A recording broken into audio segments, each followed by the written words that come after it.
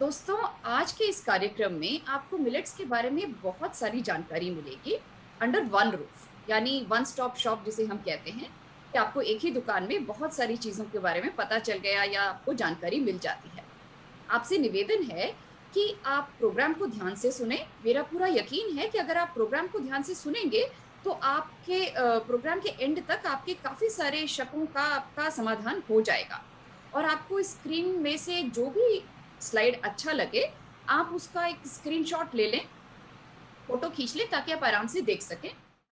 दोस्तों, ये हमारी मेंटर, हमारी गाइड, हमारी मार्गदर्शक हैं डॉक्टर नंदिता शाह, जिनके बारे में सीमा ने अभी अभी बताया। अगर ये नहीं होती तो आज हम यहाँ नहीं होते। आज हम बात करने जा रहे हैं मिलेट्स या सिरधान्यम के बारे में। इस कहानी को, मिलेट्स की कहानी को हम थोड़ा पहले से लेंगे, थोड़ा पीछे जाकर समझने की कोशिश करेंगे कि कब ये हमारे देश में थे और कब जाने कहाँ लुप्त हो गए। 14वीं शताब्दी में हमारे देश में मिलेट्स थे। इब्न बतूता जो हमारे देश में आए, तब हमारे देश में मिलेट्स थे। इन्होंने कोडो यानी कि कोदरू रहा होगा, उस मिलेट का वर्णन भी किया है अपनी किताब में। और दिल्ली के बारे में उन्होंने बात करते हुए इसका वर्णन किया है। और अब तो पता नहीं ये कोडो मिलेट, हम लोग मतलब अब इसके बारे में जानकारी फिर से वापस आ रही है, लेकिन बीच में हम ये कह सकते हैं कि हम ये मिलेट्स खो ही गए थे। 1960 के दशक में हमारे देश में आई हरित क्रांति। आबादी बढ़ रही थी और अनाज सबके लिए उपलब्ध कराना था।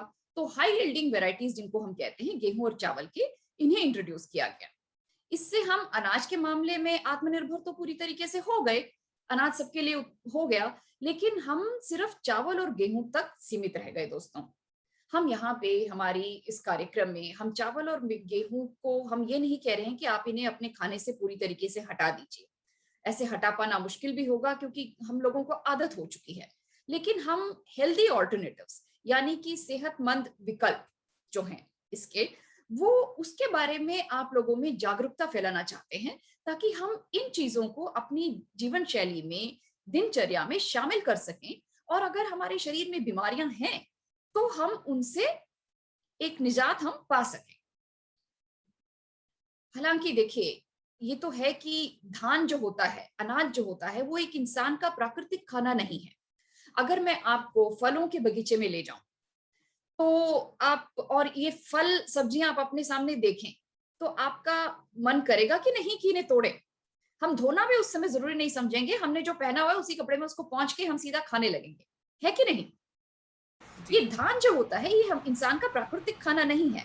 लेकिन हमें क्या है कि पका हुआ बना हुआ खाना खाने की बहुत आदत है। और अगर हम फ्रूटेरियन या फिर फलाहारी बन भी जाएं तो भी हमारे घर के सभी सदस्य ऐसे नहीं होंगे जो सिर्फ फलाहार सेवन करने के लिए सहमत हों। तो फिर क्या किया जाए? पका हुआ खाना तो हमने खाना ही है, या तो फिर खिलाना ही है। तो इसलिए हम हेल्दी ऑल्टरनेटिव्स यानी सेहतमंद, सेहत से भरपूर जो विकल्प हैं, उनकी तरफ हम अभी बढ़ रहे हैं। दोस्तों, ये हमारा खाना नहीं है, सो इसको तो आप छोड़ ही दें। हमारे देश में एक वक्त ऐसा था जब मिलेट्स की करीब 200 प्रजातियां थी। अलग अलग प्रांतों में, अलग अलग क्षेत्रों में ये उगाई जाती थी और लोग इनका भरपूर आनंद भी लेते थे। यहाँ तक कह सकते हैं कि इंसान का सबसे शुरुआती खाना था वो इस मिलेट का एक ग्रुअल था। ग्रुअल माने यानी आपने इसको पका लिया, थोड़ा तरी तरी वाला, जिस तरह से आपने खिचड़ी बनाई या फिर कांजी जैसे बनाई, वो आहार था। उसके बाद हमने खाने की कई सारी रेसिपीज बनाई, कई सारी चीजें हमने तैयार की, तो और चीजें भी आ गई हमारे खाने में। कुल 9 प्रकार के मिलेट्स हैं आज के दिन में। 200 नहीं है, 9 है। और ये सदियों से हमारा आहार रहे हैं। इंसान का विश्व भर में शुरुआती आहार मिलेट्स रहे हैं, और हमारे देश में भी इनका काफी टाइम से इनका एक प्रयोग भी कर रहे हैं और इनको हम उपजा भी रहे हैं। और इसमें काफी सूक्ष्म पोषक तत्व होते हैं। जीवन शैली संबंधी कई रोगों का निवारण इस मिलेट्स के जरिए संभव है। हमारे देश में आज के दिन में मिलेट्स पश्चिमी भारत में उगाए जा रहे हैं ज्यादातर। उत्तर प्रदेश, राजस्थान, हरियाणा, गुजरात, कर्नाटका, महाराष्ट्र, आंध्र, थोड़ा बहुत उड़ीसा और तमिलनाडु में। ज्यादातर आंध्रा, कर्नाटका, तमिलनाडु के इन प्रदेशों में मिलेट्स काफी ज्यादा उगाए जाते हैं। हालांकि आज के दिन में अगर देखा जाए तो इनकी डिमांड ज्यादा है और सप्लाई कम है, इसीलिए इनको उपजाने में इतना खर्चा नहीं आता, लेकिन ये महंगे हैं क्योंकि डिमांड इनकी बहुत ज्यादा है, इतना सप्लाई नहीं है। इसी वजह से आप देखेंगे कि अक्सर मिलेट्स थोड़ा महंगे आ रहे हैं। अच्छा, यहाँ पे हमने मिलेट्स के भारतीय भाषाओं में नाम भी दिए हैं। इसमें एक मिलेट कम है, ब्राउन टॉप। ये नेट से निकाला हुआ एक लिस्ट है, इसमें आप देखें, अगर आप चाहें तो इसका स्क्रीनशॉट ले सकते हैं। विभिन्न भाषाओं में इनका इक्विवेलेंट दिया गया है। बार्नयार्ड को सनवा कहते हैं, प्रोसो चेना, कोडो को कोडो, लिटिल को कुटकी या समा भी कहते हैं। सोरघम ज्वारी है, पर्ल बाजरा है, फिंगर मिलेट रागी है, फॉक्सटेल काकुम है। और भी एक दो नाम हैं इनके दोस्तों जो हम आगे की स्लाइड्स में देखेंगे। मिलेट्स में 5 पॉजिटिव और 4 न्यूट्रल मिलेट्स माने जाते हैं। मकरा या कोरेले, झंगोरा, समा, कोदरा, कंगनी, यानी ब्राउन टॉप, बार्नयार्ड, लिटिल, कोडो और फॉक्सटेल, ये पॉजिटिव मिलेट्स माने जाते हैं। बाजरा, रागी, ज्वार, चेना, यानी pearl millet, finger millet, great millet और प्रोसो मिलेट, इनको हम 4 न्यूट्रल मिलेट्स मानते हैं। आपके मन में अभी ही कुछ शक आ रहे होंगे दोस्तों, लेकिन आराम से बैठें, प्रोग्राम के अंत तक मेरे को विश्वास है कि काफी सारे आपके शक दूर हो जाएंगे, क्लियर हो जाएंगे। अच्छा, ये पॉजिटिव और ये न्यूट्रल मिलेट्स में हम क्यों इनको डिवाइड करते हैं, चलिए इसे भी देखते हैं। इन पॉजिटिव और न्यूट्रल मिलेट में क्या अंतर है, आप देखें जहां पे फाइबर लिखा गया है छठे कॉलम में, वहां पे आप देखें फॉक्सटेल मिलेट, बार्नयार्ड मिलेट, कोडो मिलेट, लिटिल मिलेट और ब्राउन टॉप मिलेट में फाइबर की मात्रा कितनी है? 8, 9.8, 9, 9.8, 12.5। और pearl millet, finger millet, proso, great millet और मेज में आप देखें फाइबर की मात्रा कितनी है? 1.2, 3.6, 2.2, 1.3 और 2.7। और इसी के हिसाब से अगर देखा जाए तो गेहूं और चावल में देखें उसके ठीक नीचे कितना फाइबर है, 1.2, 0.2। यानी कि फाइबर की मात्रा जो है ये 5 पॉजिटिव मिलेट में बहुत है और 4 न्यूट्रल मिलेट में ये कम है। मेज इसमें दिया गया है यानी मक्का, लेकिन हम इसको मिलेट नहीं मानते, ये एक सूडो मिलेट है, सूडो ग्रेन है। अब क्यों हम इसको पॉजिटिव और न्यूट्रल मिलेट्स में हम इनका विभाजन करते हैं, किस लिए? दोस्तों, ये इस बात पे निर्भर करता है कि कार्बोहाइड्रेट और रेशा किस अनुपात में है। जितना ज्यादा फाइबर होगा मिलेट में, उतने का उतना ये शुगर तक धीरे धीरे पहुंचेंगे, यानी कि शुगर, ग्लूकोज आपके ब्लड स्ट्रीम में धीरे रिलीज होगा। और सिरधान्य में 4.8 से 8.8 यानी उससे भी ज्यादा रेशा मौजूद होता है। तो अगर ये रेशा 10 से कम हो तो बीमारियां ठीक हो जाती हैं, ऐसा मानना है। और ऐसा वास्तव में होता भी है। जब हम खाना खाते हैं उसमें हम ग्लूकोज रिलीज होता है। अगर ये ग्लूकोज जल्दी जल्दी रिलीज होके हमारे ब्लड स्ट्रीम में आ जाता है और हमारे इंसुलिन उसको अपने साथ ले आता है, इंसुलिन रेसिस्टेंट होने पर ग्लूकोज ब्लड स्ट्रीम में ही रह जाता है। और रेसिस्टेंट ना हो तो ये ग्लूकोज हमारे खून के अंदर आ पाता है।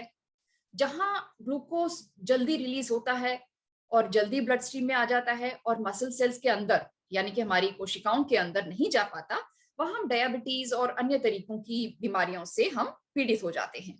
और अगर ये धीरे रिलीज होता है, धीरे धीरे आता है, तो हमें बीमारियां कम होती हैं। अब ये एक स्टडी है जिसको Harvard school of public health ने निकाला है, उन्होंने ये बनाया है। और उन्हीं का ये कार्बोहाइड्रेट और फाइबर का जो अनुपात है ये उन्हीं ने बनाया है, निकाला है। कहते हैं कि देखिए, जैसे यहाँ पे फॉक्सटेल है कंगनी, लिटिल मिलेट है कुटकी, बार्नयार्ड झंगोरा, या कोडो या कोदरा आप देखें, ब्राउन टॉप आप देखें 8.70, या फिर फॉक्सटेल या कंगली में देखें 8.99, 8.82, 4.82। और उसी हिसाब से आप चावल और गेहूं में देखें 78.20 या 35.60। यहाँ पे किनोवा भी डला हुआ है, लेकिन किनोवा भी हम मिलेट के इसमें नहीं, श्रेणी में नहीं लेते, उसको भी हम सूडो ग्रेन ही कहते हैं, लेकिन आप बाकी मिलेट्स आप ले सकते हैं। अब आप इसमें देखें कि कार्बोहाइड्रेट और फाइबर का जो अनुपात है, चावल और गेहूं में 78.20 और गेहूं में 35.7 के हिसाब से अगर देखें, तो ब्राउन टॉप मिलेट में आप देखें 8.70, कितना ज्यादा इसमें फाइबर है। यानी कि ये खून में देर से घुलेगा और चावल और गेहूं जल्दी घुल जाएंगे। 10 से कम होना चाहिए। तो हमारे जो 5 पॉजिटिव मिलेट्स हैं उसमें 10 से कम है। अब मिलेट से कौन कौन सी बीमारियां ठीक हो सकती हैं? दोस्तों, आज के दिन में बीमारियां भी बहुत सारी हो गई हैं।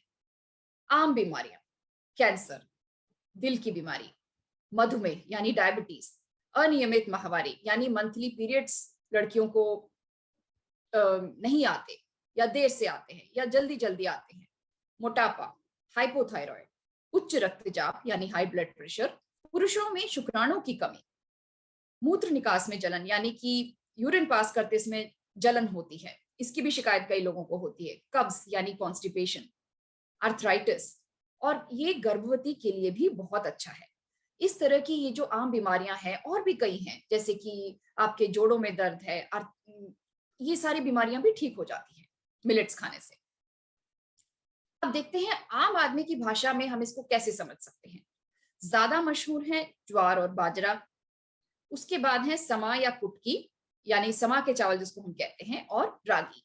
ये मिलेट्स हमें मार्केट में ज्यादा आसानी से मिल जाते हैं दोस्तों, क्योंकि जब ये मिलेट्स हम किसान पैदा करता है और इनको जब हार्वेस्ट करके इनको प्रोसेसिंग करता है, इनकी भूसी में से बस इनको निकालना होता है, उसके बाद इसमें कोई ज्यादा काम नहीं होता। इसलिए ज्वार, बाजरा, समा के चावल या रागी आसानी से मार्केट में आपके पास आ जाते हैं।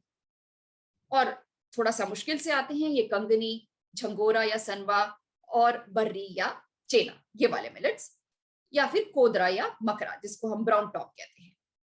ये मिलेट्स हमें थोड़ा कम मिलते हैं, क्योंकि एक तो इनकी पैदावार होगी जो कम होगी, दूसरा इनको सिर्फ भूसी में से निकालना ही नहीं, इनको थोड़ा सा और प्रोसेस करना पड़ता है, जिसके लिए थोड़ा सा और वक्त लगता है, इसलिए ये थोड़े महंगे भी हैं और थोड़ा सा मिलता भी कम है। तो अब सोच क्या रहे हैं? चल पड़िए हमारे साथ मिलेट्स की इस दौड़ में, इनको अपनी जीवन शैली में शामिल करके कैसे अपने आप को सेहतमंद बना सकते हैं वो देखते हैं। अब सबसे पहला सवाल हमारे मन में ये आता है कि इनको पहचानेंगे कैसे। हालांकि थोड़ा शुरुआती दौर में मुश्किल हो सकता है, लेकिन धीरे धीरे देखने की आदत हमें पड़ जाएगी। चलिए देखते हैं। बार्नयार्ड या झंगोरा या सनवा मिलेट क्रीम कलर का होता है। ये थायराइड और पैनक्रियास के लिए अच्छा है, लिवर को मजबूती देता है, इसमें आयरन बहुत है, अल्सर और बड़ी आंत के कैंसर को ये ठीक कर सकता है, नवजात शिशु की मां भी इसको ले सकती है।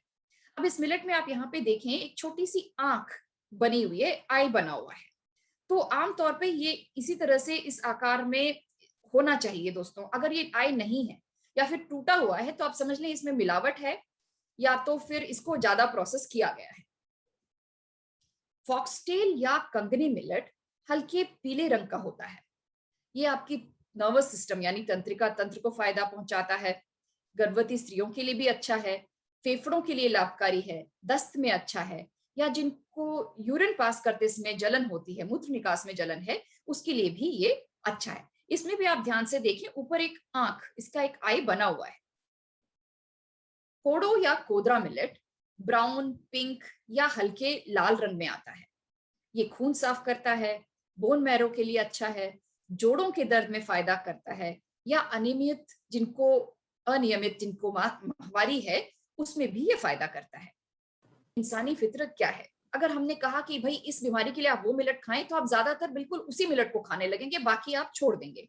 लेकिन हम चाहते हैं कि आप सारे मिलेट्स को खाएं ताकि सभी का फायदा आपको पहुंच सके।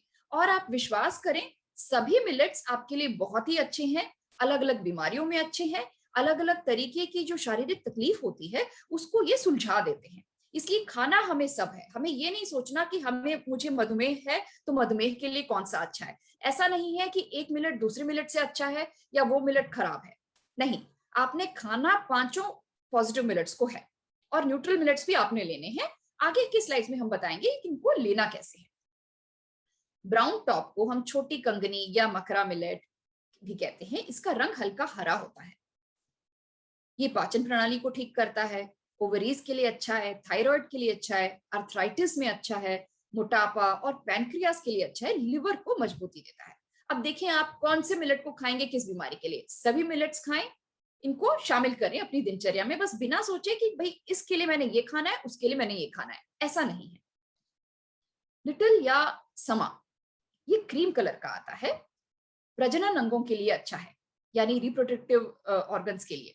एसिडिटी में फायदा करता है, माइग्रेन में अच्छा है, बदहजमी में फायदा करता है, पुरुषों में शुक्राणु की वृद्धि करता है और स्त्री में अनियमित माहवारी में ये फायदा करता है।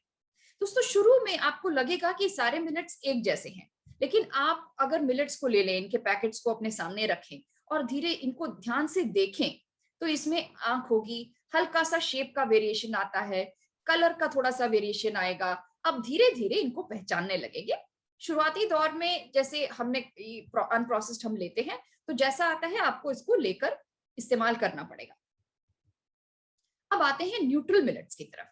इसमें है रागी, बाजरा, ज्वार और चेना। इनमें से रागी, बाजरा, ज्वार तो हम आसानी से पहचान लेते हैं। रागी जो है ये दिखने में इस रंग की होती है, साइज में ये हमारी देसी राई से थोड़ी बड़ी और सरसों से थोड़ी छोटी आती है। रंग इसका हल्का सा पीला भी हो सकता है। ये है ज्वार। ज्वार तो हमने मार्केट में देखा ही होगा। और बाजरा, जो हम में से बहुत लोग बहुत आसानी से पहचान सकते हैं। बाजरे में किसी तरह की आपको बताने की जरूरत नहीं होगी कि बाजरा ये है। बहुत लोगों के लिए बाजरा बहुत ही फेमिलियर है, सभी परिचित हैं बाजरे से। ये है बर्री या चेना। इसमें भी एक छोटी सी आंख जो है उसका आई बना होता है। अब न्यूट्रल मिलेट क्या है? इनमें रेशा कम है, 3.6 ग्राम रागी और 2.3 ग्राम बाजरा। अब ये इस पर भी डिपेंड करता है कि मिलेट पॉलिश्ड है या अनपॉलिश्ड, थोड़ा सा वेरी कर सकता है। इस न्यूट्रल मिलेट की खासियत ये है कि अगर आपकी तबीयत ठीक है, आपको डिसीज रिवर्सल यानी कि बीमारियों को रिवर्स नहीं करना है, तो आप आराम से न्यूट्रल मिलेट्स का सेवन कर सकते हैं। इसमें बीमारियों को ठीक करने की ताकत थोड़ी कम मानी जाएगी, इतनी नहीं है। अगर आप बीमार हैं तो पांचों पॉजिटिव मिलेट्स को ज्यादा और न्यूट्रल मिलेट्स को थोड़ा सा कम खाएं, लेकिन वो भी हम आपको अभी बताएंगे कि ऐसा क्यों करना है। पहले देख लेते हैं कि मिलेट्स के क्या क्या फायदे हैं। मिलेट्स या सिरिधान्य, इसमें बी विटामिन यानी नाइसिन है, राइबोफ्लाविन है, थायमिन है, कैरोटीन है, आयरन है, कैल्शियम है, रेशा बहुत है, फास्फोरस है और खनिज लवण यानी कि मिनरल्स बहुत होते हैं, बहुतायत में है, बहुत ज्यादा है। इसमें लेसिथिन भी है जो कि आपकी नर्वस सिस्टम के लिए अच्छा है। इसमें मैग्नीशियम है जो माइग्रेन, बीपी, दिल का दौरा कम करता है। ये आपके शरीर में जाकर एल्कलाइन है, एसिडिक नहीं है, इसलिए ये आप खाएंगे तो आपको सेहत के लिए नुकसान नहीं करेगा। फास्फोरस है जो न्यूक्लिक एसिड बनने में मदद करता है। कोलेस्ट्रॉल कम करते हैं ये मिलेट्स। मेनोपॉज, जो औरतें जो मेनोपॉजल एज की हैं, उन औरतों की भी ये बहुत मदद करता है। आपके गुर्दे में अगर पथरी है, किडनी स्टोन में ये मदद करेगा। कम से कम एलर्जी पैदा करता है और आपके पाचन को ये सही रखता है। देखिए कितने सारे फायदे हैं इस मिलेट्स के। अब इसके और भी गुण हैं दोस्तों, इतने सारे गुण हैं मिलेट्स के कि जितनी मिलेट्स की तारीफ की जाए उतना कम है। रेशा इसमें 9 से 12.5% तक है और ये ग्लूटेन फ्री भी है, यानी कि जिनको सेलिएट डिसीज है, व्हीट एलर्जी है, ग्लूटेन इंटॉलरेंस है, वो लोग ग्लूटेन फ्री डाइट की तरफ अगर जाना चाह रहे हो तो आराम से इन मिलेट्स को अपनी दिनचर्या में शामिल कर सकते हैं। दोस्तों इसकी एक और खासियत है जो कि चावल और गेहूं में नहीं है।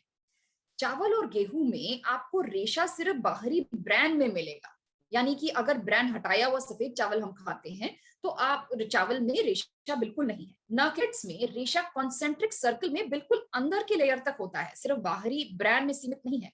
इसलिए जब आप मिलेट्स को खाते हैं तो ये रेशा भरपूर आपके शरीर में जाएगा और रेशे से लिपटे कई विटामिन और मिनरल्स होते हैं जो आपके शरीर में जाएंगे, आप उनसे वंचित नहीं रहेंगे। ये इसमें एंटीऑक्सीडेंट्स भी बहुत हैं जो आपके फ्री रेडिकल्स से लड़ते हैं। डाइजेशन के लिए, पाचन के लिए बहुत अच्छा है। ये माइक्रोबियल बैलेंस, ग्लूकोज और हार्मोन बैलेंस, हार्मोन के संतुलन को आपके शरीर में बना देता है। अब ये कैसे बनाता है? दोस्तों जब एक बच्चा जन्म लेता है, नेचुरल बर्थ जब होती है, तब माँ के शरीर से माइक्रोब्स, यानी कि वो आपके माइक्रोबायोम जो इंसान के शरीर में उसकी बड़ी आंत में होते हैं, ये बच्चे के शरीर में इंट्रोड्यूस हो जाते हैं। और जब धीरे धीरे माँ अपना दूध पिलाती है बच्चे को, तो ये माइक्रोब्स उसके पेट में भी पलने लगते हैं। ये नुकसानकारी नहीं है, ये वो जीवाणु हैं जो हमारी जीवन शैली में, इनका जिंदगी में इनका बहुत बड़ा योगदान होता है। आज के दिन में बच्चा भी सिजेरियन में हो रहा है, और खाना भी हम पका तला या फिर प्रोसेस्ड फूड्स खा लेते हैं, इसलिए हमारे पेट का, हमारे शरीर का माइक्रोबियल बैलेंस काफी बिगड़ा हुआ है हर किसी का।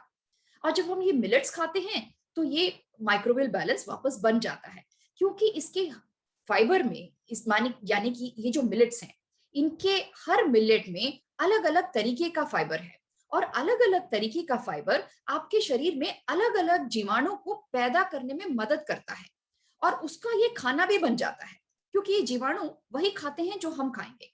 अगर आप प्रोसेस्ड खाना ज्यादा खाते हैं, या मरा हुआ डेड फूड ज्यादा खाते हैं, यानी कि पका है, बहुत ज्यादा मसाले डालकर पकाया है, या तला हुआ है, या इतना प्रोसेस्ड है कि उसमें किसी भी तरीके के मिनरल्स और विटामिन्स की होने की संभावना नहीं है, तब आपका माइक्रोबियल बैलेंस बिगड़ेगा। अगर आप मिलेट्स खाते हैं, तो ये माइक्रोबियल बैलेंस बन जाता है। ग्लूकोज को भी ये रेगुलेट कर देता है, क्योंकि इसमें फाइबर इतना ज्यादा है, ये खून में धीरे से घुलेगा और ग्लूकोज धीरे से रिलीज होगा, इसलिए आप डायबिटीज जैसी बीमारियों से भी आप छुटकारा पा लेंगे। और हार्मोनल बैलेंस को भी ये सही कर देता है, क्योंकि ये, इसमें हॉर्मोन्स नहीं है। ये जब मिलेट जब उपजाता है किसान, इसमें कोई कीटनाशक वगैरह नहीं होता। ये जब आपके शरीर में जाता है, पेस्टिसाइड फ्री है, तो ये हार्मोनल बैलेंस भी बना देगा। इसमें दोस्तों लिग्नेंस होते हैं जो कैंसर और दिल की बीमारी से बचाते हैं। अब ये लिग्नेंस क्या है? लिग्नेंस इसोफ्लेवोन्स की तरह फाइटो ईस्ट्रोजेंस हैं, प्लांट ईस्ट्रोजन, और ये वीक ईस्ट्रोजेनिक इफेक्ट देता है, और ये हमारे शरीर में जाकर हमारे ईस्ट्रोजन रिसेप्टर्स के साथ अटैच होकर स्ट्रॉन्गर ईस्ट्रोजन्स को बाहर कर देता है, और कई तरीके के कैंसर जैसी और बीमारियों से हमको बचा लेता है। हमारी बड़ी आंत को ये हाइड्रेट करता है, लार्ज इंटेस्टाइन को, और अल्सरेटिव कोलाइटिस से भी बचाता है। हमारे पूरे डाइजेस्टिव सिस्टम को मिलेट साफ कर देते हैं, ट्राइग्लिसराइड्स को कम करता है, हमारे डायबिटीज को कम करता है, और ये प्रीबायोटिक फीड और हमारा एक ये जो हार्मोन है सेरोटोनिन, उसको बनाता है। या प्रीबायोटिक यानी आपके पेट में जो जीवाणु हैं उनको खाना चाहिए, और वो खाना क्या है? कार्बोहाइड्रेट्स। जब मिलेट्स हमारे पेट में जाते हैं, तो प्रीबायोटिक फीड यानी उन माइक्रोब्स के लिए, हमारी माइक्रोबायोम के लिए ये खाना बन जाते हैं, और हमारे पेट में अच्छे जो जीवाणु हैं वो पनपने लगते हैं, और बुरे जीवाणु धीरे धीरे कम हो जाते हैं या बाहर चले जाते हैं। अब इसको उपयोग करने की विधि देखते हैं। दोस्तों, मिलेट्स आपने कभी भी बिना भिगोए नहीं खाना है। आपको अगले दिन मिलेट्स बनाना है, आप शाम को या रात को भिगो दें। 6 से 8 घंटे कम से कम आपने भिगोना ही है। क्यों? क्योंकि भिगोने से ही इसका फाइबर खुलता है, और इसके विटामिन और मिनरल्स और न्यूट्रिएंट्स जो है, उनकी बायो अवेलेबिलिटी आपके शरीर के लिए बढ़ जाती है। इनको आपस में कभी भी मिक्स ना करें। 2 मिलेट्स काफी स्ट्रांग होते हैं, यानी कि जैसे मान लीजिए आपका बच्चा क्लास में पढ़ रहा है, और साइंस और मैथ्स की दोनों टीचर्स आकर एक साथ पढ़ाने लगे, तो आपका बच्चा क्या समझेगा? किसको ज्यादा समझेगा और किसको कम? यही हमारे शरीर के साथ होता है। मिलेट्स को कभी भी मिक्स नहीं करना चाहिए। आप एक पूरे दिन में एक ही मिलेट खाएं। और दालों के लिए हम कहते हैं कि भिगोए हुए पानी को इसमें आपने फेंक देना है, क्योंकि उसमें एंटी न्यूट्रिएंट्स होते हैं। लेकिन मिलेट्स के लिए आपने भिगोए पानी में ही बनाना है, क्योंकि इसमें वाटर सॉल्युबल विटामिन होते हैं, और आप उसको पहले धो लें और उसके बाद उसको भिगोएं, और भिगोए पानी को आप बनाते समय इस्तेमाल करें। इसको आपने खरीदते समय अनपॉलिश्ड ही खरीदना है। अगर आपको ये टूटे हुए दिखें, तो आप समझें कि ये पॉलिश्ड है, या उसके ऊपर की आई नहीं हो, तो आप समझें कि ये पॉलिश्ड है, निकली हुई है, इसे नहीं लें। अगर आपने इसका आटा बनाना है, तो इसको आप भिगोएं, पहले सुखा लें और पीस लें। अगर घर में आपके पास पावरफुल मिक्सी है, तो आप इसको घर में ही पीस सकते हैं, क्योंकि बहुत दाने इसके छोटे हैं, चावल और गेहूं जैसे नहीं है कि मिक्सी खराब हो जाएगी। पावरफुल मिक्सर है, आप 900 वॉट्स का घर में पीसें, छाने, पाउडर बन जाए, फिर पीसें और रख लें। अब 5 पॉजिटिव मिलेट्स को आपने कैसे खाना है? सप्ताह में 2 दिन आपने 1 मिलेट खाना है। अगर आप इसको अपनी जीवन शैली में शामिल करते हैं तो इस तरीके से खाएंगे, ज्यादा फायदा होगा। फॉक्सटेल या कंगनी, जिस भी मिलेट से आप शुरू करें, इसको 2 बार खाएं। बार्नयार्ड या झंगोरा को 2 बार खाएं। कोडो या कोदरा को 2 बार खाएं। लिटिल और या समा या कुटकी जिसको हम कहते हैं, इसको 2 बार खाएं। और ब्राउन टॉप या मकरा मिलेट को 2 बार खाएं। तो इससे आपके 10 दिन इसी तरह से बीत जाएंगे। और न्यूट्री मिलेट्स आप सप्ताह में 1 दिन 1 मिलेट खा सकते हैं, बाकी जो 4 मिलेट्स। अच्छा, अब इसको बच्चों के लिए, छोटे बच्चों के लिए कैसे इस्तेमाल करना है? 9 महीने तक तो बच्चा माँ के दूध पे रहे, ये बेहतर है। 9 महीने के बाद आप उसको रागी, बाजरा या कंगनी का दूध इंट्रोड्यूस कर सकते हैं, डाइल्यूट करके। नारियल का दूध आप दे सकते हैं, लेकिन ये भी डाइल्यूटेड होना चाहिए। 9 महीने के बाद बच्चे को आप 1 महीने तक समा के चावल दें। समा का मिलेट आप अच्छी तरीके से पकाकर, आटा उसका बनाकर, फिर उसको आधा घंटा और भिगोकर आप उसका पॉरिज बनाकर उसको दे सकते हैं। फिर उसके बाद झंगोरा मिलेट आप इंट्रोड्यूस कर सकते हैं 1 सप्ताह के लिए। उसके बाद आप कोडो मिलेट 1 सप्ताह इशू कर दें उसको बनाकर। फिर 1 सप्ताह आप कंगनी दें। 1 सप्ताह आप ब्राउन टॉप मिलेट दें। 6 महीने तक आप बच्चे को मीठा ना दें, क्योंकि बच्चे का मुंह में अगर मीठे का स्वाद आ गया तो वो बाकी चीजें नहीं खाएगा। आप 9 महीने के बाद आप जब शुरू करते हैं, तब भी आप पहले बच्चे को मीठे का स्वाद ना चखाएं। धीरे धीरे उसमें आप सब्जियां ऐड करें। जैसे सब्जियों में भी अब वो सब्जियां जो आसानी से गल जाती हैं, जैसे सीताफल हो गया, सफेद पेठा हो गया, लौकी हो गई, इनको पकाकर आप उसको मिलेट्स में उनके ऐड कर सकते हैं। आप पहले उसको भिगो लें मिलेट्स को। 6 से 8 घंटे भिगोने के बाद उसको अच्छे से सुखाएं, पीसें। फिर उसका जब आटा बन जाए तो उसको 30 मिनट फिर से भिगोकर फिर बच्चे के लिए आप पॉरेज या दलिया आप आसानी से बना सकते हैं। लेकिन 9 महीने तक बच्चा माँ के दूध पे रहे, ये बहुत अच्छा है। मिलेट से हमारे देश व हमारे देश के किसानों को भी बहुत फायदा होगा। जो किसानों को फायदा होगा तो देश को फायदा होगा दोस्तों। अब इसमें अपना राष्ट्र धर्म और स्वधर्म आप दोनों निभा सकते हैं। राष्ट्र धर्म कैसे? किसानों को मदद पहुंची तो वो राष्ट्र धर्म हुआ। स्वधर्म कैसे? दोस्तों, ये जो 5 तत्वों का हमें जामा मिला है, जो चोला मिला है, इसको हम कभी कभार तो क्या बना देते हैं, डाल के, कभी शमशान की तरह इस्तेमाल, मांस डाल डाल के। तो हमारे शरीर को ठीक रखना क्या हमारा सबसे बड़ा धर्म नहीं है? क्योंकि जब हम दूसरों के लिए, परिवार वालों के लिए काम करते हैं, तो तभी ठीक से कर पाएंगे ना जब हमारा शरीर ठीक हो। अगर हम ही बीमार, तो किसी की सेवा हम कैसे कर सकते हैं? और ये शरीर जो हमें रूहानियत की ऊंचाइयों तक पहुंचा सकता है, उसको हम स्वस्थ क्यों ना रखें?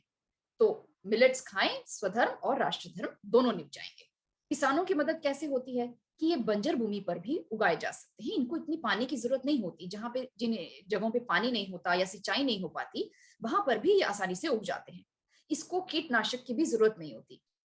पेस्टिसाइड रेसिस्टेंट है, इसे इंसेक्टिसाइड, पेस्टिसाइड या फर्टिलाइजर डालने की जरूरत नहीं होती है दोस्तों। ये 3-4 महीने में उग के तैयार भी हो जाते हैं, यानी कि किसान के हाथ में पैसा भी जल्दी आएगा। पानी की कमी भी इन मिलेट्स को बर्दाश्त है। आज के दिन में हम कई न्यूज हम देखते हैं कि फार्मर सुसाइड्स के बारे में, कि किसानों ने आत्महत्या करनी शुरू कर दी है। वो क्यों? क्योंकि ये बड़ी बड़ी जो सीड कंपनीज हैं, उनके चंगुल में फंस के, जो भी है उनका तरीका, उस तरीके से ये लोग फंसते हैं।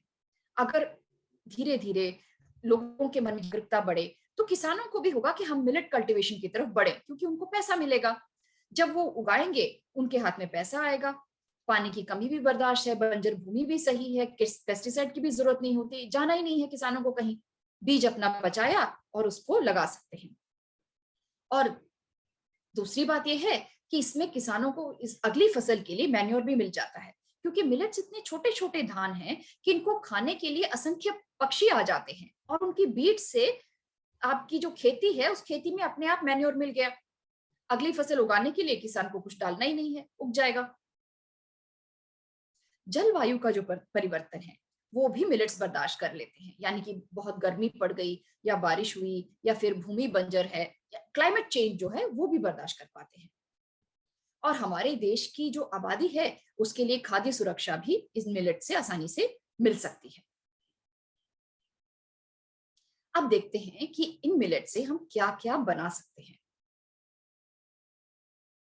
यहाँ पे हमने कई तरीके के मिलेट उपमास का इमेज दिया है दोस्तों, जो बार्नयार्ड, फॉक्सटेल, प्रोसो या समा के मिलेट से बनाए गए हैं। आप इनसे उपमा बना सकते हैं। इनसे आप डोसा भी बना सकते हैं।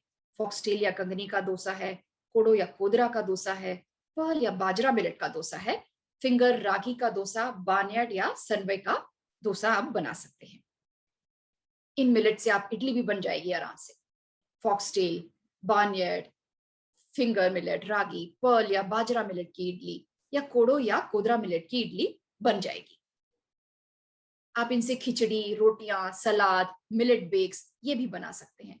पॉरिश बन जाएगी, रागी की रोटी बन जाती है, कोदरा रोटी बनती है, बार्नयार्ड की रोटी, सलाद और बेक्स भी बना सकते हैं। अब ये मिलेट्स अंतरराष्ट्रीय भी हो गए हैं दोस्तों। ये इमेजेस, इसके पीछे की स्लाइड में जो आपने इमेजेस देखे वो गूगल से डाउनलोडेड है, लेकिन ये जो मिलेट्स हैं ये हमारी आज की को होस्ट शशि की रेसिपीज हैं, उन्होंने बनाए हैं। मिलेट केक, हालांकि केक अंतरराष्ट्रीय नहीं है, millet tacos, millet lavash, millet laksa, ये सब चीजें भी आप बना सकते हैं। एक मिलेट दिनचर्या कैसी होगी? अगर आप अपने खाने में मिलेट्स शामिल करना चाहें तो क्या कैसे शामिल कर सकते हैं? सुबह तो आपने स्मूदी ली, या फिर आपने अपना स्मूदी के साथ बाउल ऑफ फ्रूट्स आपने ले लिया। उसके बाद आप या तो उपमा बना सकते हैं, या इडली बना सकते हैं, या मिलेट खिचड़ी या दलिया बना सकते हैं। फिर लंच आया तो आप उसमें मिलेट्स का सलाद बना सकते हैं, यानी कि आप जो सलाद फलों और सब्जियों का खाएंगे उनको तो आपने शामिल करना ही है। सिर्फ मिलेट्स आप अपने खाने में नहीं इंक्लूड कर सकते। आपको फलों और सब्जियों से जो विटामिन या न्यूट्रिशन जो मिलने वाला है उससे आप अपने आप को अलग नहीं रख सकते, उनको तो शामिल करना है। लेकिन उसमें भी उसको ज्यादा फिलिंग बनाने के लिए आप उसमें एक मुट्ठी मिलेट आप डाल सकते हैं। फिर आपने रोटी खाई, वो मिलेट की कोई रोटी हो सकती है। उसके बाद मिलेट सूप, मिलेट पिज्जा और मिलेट सुशी भी बना सकते हैं। ये तीनों भी, मिलेट सूप, मिलेट पिज्जा और मिलेट सुशी भी, हमारी शशि जी जो हैं, जो कि मिलेट के हमारी कुकिंग क्लासेस वगैरह लेती हैं, उनकी देन है। ये इमेजेस उनके अपनी रेसिपीज हैं, उनकी बनाई हुई हैं। शशि जी आप आए। तो हमारे साथ शशि जी हैं। शशि, आपको नमस्ते। कैसा लगता है मिलेट के साथ ये सब खाना बनाने में? क्या बहुत काफ़ी मुश्किल लगती हल्का है? महसूस करती हूँ मैं ये खाना खाने के बाद, और कोशिश यही रखती हूँ कि खाली एक ही मिनट, पूरा एक दिन हम एक ही मिनट खाएं, चाहे वो नाश्ते में हो, चाहे दोपहर के खाने में हो या शाम के खाने में हो। तो तुम्हें पता चलता है कि हमारी बॉडी कितनी लाइट रहती है, वो मिनट हमको सूट भी करता है कि नहीं करता है। वैरायटी तो बहुत सारी हैं खाने के लिए, जैसे शर्मिला जी ने बताया अपने को, और मैंने कुछ बनाई हैं, कुछ आप अपनी भी क्रिएशन कर सकते हो इन चीज़ों के लिए। जी बिल्कुल। धन्यवाद। मिलेट स्नैक्स, बिस्किट्स और मिलेट शकरकंदी, ये भी हमारी शशि जी की देन है। हमारे यहाँ पे दोस्तों मिलेट क्वीन है रोज, और हमारी शशि जी भी कुकिंग क्लासेस वगैरह लेती हैं, जो कि काफी सारे मिलेट रेसिपीज बनाने में माहिर हैं। तो अगर आप ये रेसिपीज सीखना चाहें तो हमारे कुकिंग क्लासेस में आप शामिल हो सकते हैं। चलिए भैया आगे बढ़ते हैं। थोड़ा और इस मिलेट के बारे में जो जानकारी हमारे पास है उसको थोड़ा और आगे ले चलते हैं। दोस्तों अगर आपको गैस या ब्लोटिंग की शिकायत है, जो कि हम लोगों में से कईयों को होती है, क्योंकि हम बचपन से ही न्यूट्रिशन के मामले में, हालांकि हम सभी पढ़े लिखे हैं, सभी समझदार हैं, इस मामले में हमारे पास जानकारी बहुत ही कम है। बचपन से हमने पका हुआ खाना खाया है और हमें यही सिखाया जाता है अपने जीवन शैली में शामिल करना हो। तब आप इसको पहले मिलेट फर्मेंट कहते हैं, जैसे इसमें किण्वन बना के हम खाते हैं, पहले अंबली के रूप में खाएं, फिर इसको कांजी के रूप में खाएं, और उसके बाद इसे चावल के रूप में शामिल करें अपनी जीवन शैली में। अब इनको बनाने के लिए आप हमारे मिनट क्लासेस वगैरह में शामिल हो सकते हैं। और यहाँ पे हमने एक मिट्टी की हांडी का इमेज भी दिया है। मिलेट्स का ज्यादा फायदा तब होता है जब इसको मिट्टी की हांडी में बनाया जाए। इसे हम बाद में देखेंगे थोड़ा। अब आगे बढ़ते हैं। मिट्टी के बर्तन में दोस्तों कई असंख्य छिद्र होते हैं, जिनसे कि मॉइस्चर और एयर खाने में ठीक तरीके से फैलता है, और ये खाने के पीएच बैलेंस को भी ठीक से बना देता है, और ये एक नेचुरल इंसुलेटिंग मटेरियल भी होता है, यानी कि इसमें बनाया हुआ खाना काफी देर तक गर्म रहेगा। आप सर्दी के दिनों में अगर मिट्टी के बर्तन में खाना बनाएंगी तो वो काफी गर्म रहता है, तेल भी कम लेता है। शुरुआती दौर में इसको सीजनिंग करते समय थोड़ा सा जरूरत होती है, लेकिन उसके बाद आप मिट्टी के बर्तन में अगर खाना बनाते हैं तो ये बहुत कम तेल लेगा।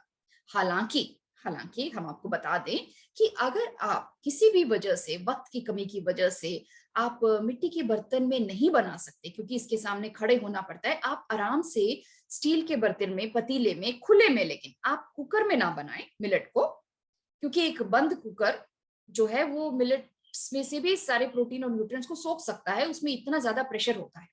खुले बर्तन में बनाना चाहिए। मिट्टी का नहीं है कोई बात नहीं, स्टील के पतीले में आप आराम से मिलेट्स बनाएं और आप खाएं। ये उन लोगों के लिए है जिनको बहुत ज्यादा, जिनको इस तरह की चीजों को करने का शौक होता है या वो वक्त निकाल पाते हैं।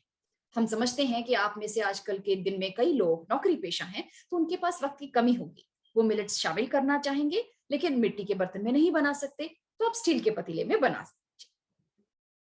अब कुछ उपयोगी बातें देखते हैं। बाजरा और ज्वार का जब आप बैटर बनाते हैं तो उसको बनाते समय उसमें थोड़ा थोड़ा ताजा घिसा हुआ नारियल मिलाएं, क्योंकि ये बैटर बहुत जल्दी सूख जाता है। रोटी के लिए आटा गूंदते समय आटे को रोस्ट कर ले, फिर गर्म पानी में गूंदें, रोटी सॉफ्ट बनती है और सूखती नहीं है। दोस्तों ये सारे इमेज जब आ जाएंगे लाइंस, फिर आप इसका स्क्रीनशॉट ले लें।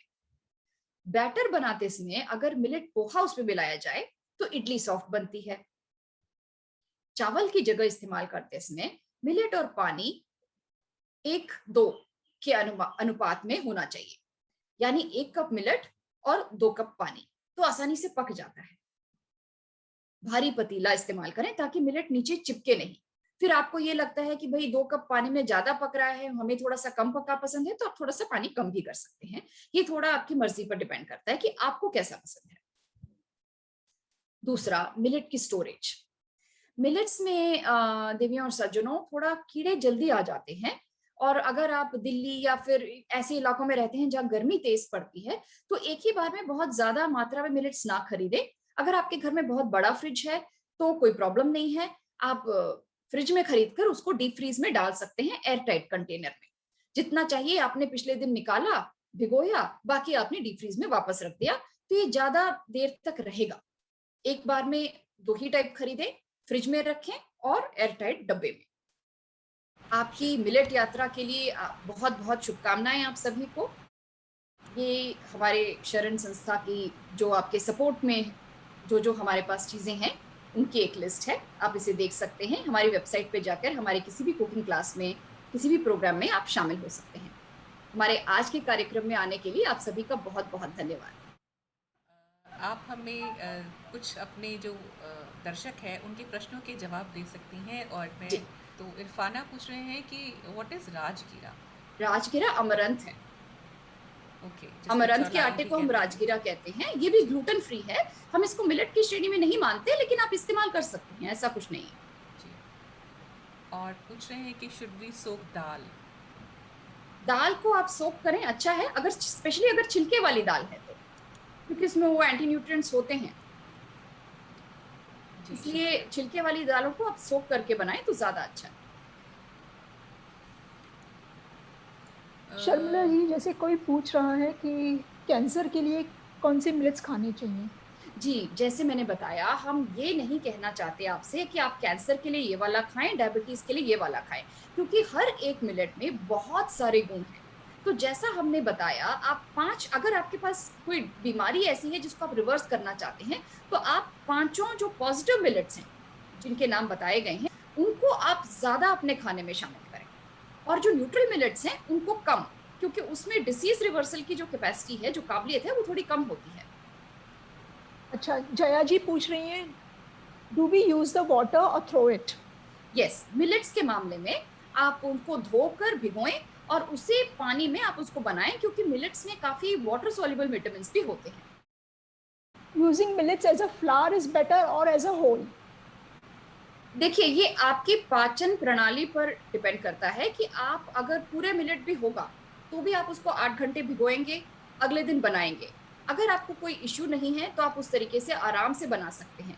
जिन लोगों को ब्लोटिंग या गैस की शिकायत है उनसे हम गुजारिश करते हैं कि पहले उसको अम्बली, यानी कि उसको आपने फर्मेंट करके बनाया, फिर कांजी, कांजी में आपने उसको बना लिया लेकिन फर्मेंटेशन के लिए नहीं रखा, वो होती है कांजी, फिर उसमें आप सब्जियां वगैरह मिलाकर खा सकते हैं।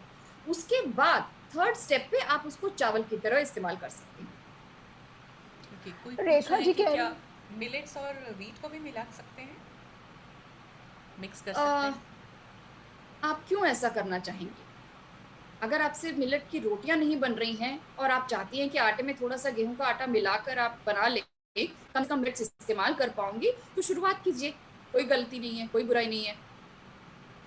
और मैं बताना चाहूँगी कि रोटी अगर नहीं बनती है तो वो चीला बना सकते हैं, वो बहुत आराम से बन और जाएगा। शशि जी, मैं एक सवाल यहाँ पे देख रही हूँ हाँ। इरफान भिंद्रावाला का, भिगोने से क्या वो सॉफ्ट नहीं हो जाएंगे? पर्पस ही यही है कि वो थोड़े सॉफ्ट हो जाए, क्योंकि उनके अंदर इतना ज्यादा कॉन्सेंट्रेटेड फॉर्म में फाइबर और न्यूट्रिएंट्स होते हैं कि भिगोने के बाद वो खुलकर आते हैं और उनकी बायो अवेलेबिलिटी आपके शरीर के लिए बढ़ जाती है, इसलिए भिगोना अच्छा है।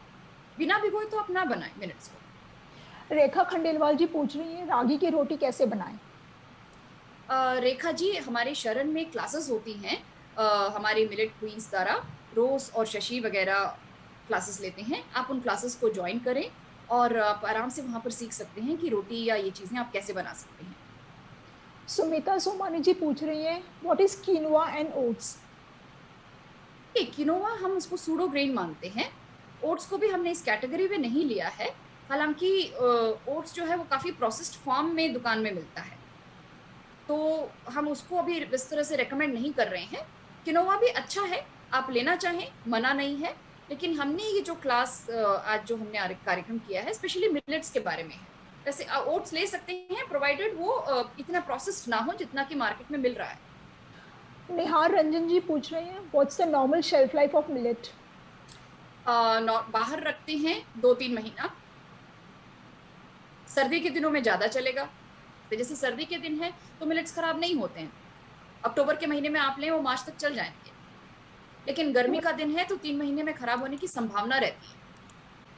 हेमेंद्र कुमार जी पूछ रहे हैं from what I know ragi has more than 10 grams of dietary fibre पर 100 ग्राम्स।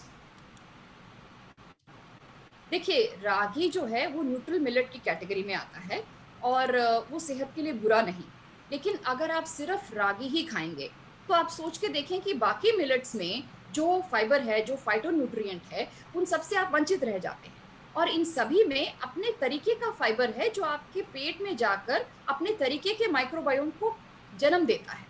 तो आप सिर्फ रागी क्यों खाना चाहेंगे? एक न्यूट्रल मिलेट की कैटेगरी है, आप सारे ही मिलेट्स खाएं ना, फिर आप रागी भी शामिल करें। हम ये नहीं कह रहे कि आप रागी ना खाएं, लेकिन सबको मिलाकर खाएं। जैसे आप कह रहे हैं कि मुझे आलू पसंद है और आलू बहुत अच्छा है, और भी तो सब्जियां हैं। रंगीन खाना, कलरफुल फूड्स खाना चाहिए जब आप फल और सब्जियां खाते हैं। उसी तरह जहां मिलेट्स में आते हैं तो आपने पॉजिटिव और न्यूट्रल मिलेट्स दोनों को शामिल करना है, पॉजिटिव मिलेट्स को ज्यादा, न्यूट्रल मिलेट्स को कम, ये हिसाब। राशि साहनी जी पूछ रही है how much quantity of millets to be eaten in one meal. आप अगर आप अपने हाथ से अगर हिसाब लें तो आपकी मुट्ठी से 2 मुट्ठी, लेकिन देखना यह है कि आप उसके साथ कितनी दाल और कितनी सब्जियां भी लेते हैं। मैक्सिमम आप अपनी मुट्ठी से देखें तो 2 मुट्ठी एक दिन में, एक पूरे दिन में, उससे ज्यादा नहीं। लेकिन इसका इस तरीके से कोई हिसाब किताब नहीं है, क्योंकि मिलेट्स में इतना फाइबर होता है कि आप जितना सफेद चावल खा सकते हैं, जिसको हम पैडी राइस कह रहे हैं, सफेद चावल है बेसिकली, उतना आप मिलेट्स नहीं खा सकते, आपको थोड़े में ही पेट भरा वसा लगेगा। ओके, और कुछ कह रहे हैं कि रागी की रोटी कड़क हो जाती है, तो उसे सॉफ्ट कैसे करें, और रागी एसिडिक होता है। देखिए, जब आप मिलेट्स को भिगोते हैं तब इनकी क्वालिटी चेंज हो जाती है, ये अल्कलाइन हो जाती है, ठीक है। और जहाँ तक रागी की रोटी का कड़क होना या उसको सॉफ्ट बनाना है, इन रोटियों को वैसे भी आप जैसे व्हीट की रोटी की तरह सुबह बनाकर शाम को नहीं खा सकते, क्योंकि इसमें ग्लूटेन नहीं होता है। ग्लूटेन ना होने की वजह से इस आटे को आप गूंथते हैं तो ये आटा स्ट्रेच नहीं होता है, इसको आपने बनाना है और खाना है। जैसे बाजरे की रोटी भी है, बनती है और खाई जाती है, आप आटा गूंथ के नहीं आप छोड़ सकते कि शाम को बना लेंगे, ना ही आप रोटी सुबह बना के ये कह सकते हैं कि मैं शाम को खा लेंगे। तो ये चीजें आपको थोड़ा सा एडजस्ट करना पड़ेगा, देखना पड़ेगा कि जब जी, खाना है तभी आपने गूंधा और फिर बनाया। जी, शुक्रिया। क्या बाजरा अभी खा सकते हैं, लाइक सीज़न वाइज़ मिलेट आप बताएँगे कि क्या हमें सीज़न वाइज़ खाना राजस्थान चाहिए? में बाजरा खाया जाता है गर्मी में, क्योंकि बाजरा जो है वो ठंडा करता है शरीर को, एक्चुअली अगर देखा जाए तो। फिर अगर आप उसको भिगोकर ही बनाते हैं तो वो आपके शरीर को नुकसानदायी नहीं है, जी, खा सकते शुक्रिया। हैं आप। उम्मीद है कि आपके प्रश्नों के जवाब आपको मिल गए हैं, और अगर आपके कोई भी प्रश्न और हैं तो आप हमें व्हाट्सएप कर सकते हैं, ईमेल कर सकते हैं, ताकि हम ऐसे और टॉक जो हैं आपके लिए ला सकते हैं। शुक्रिया, नमस्कार, शब्बा खैर, बाय बाय, शुभ रात्रि।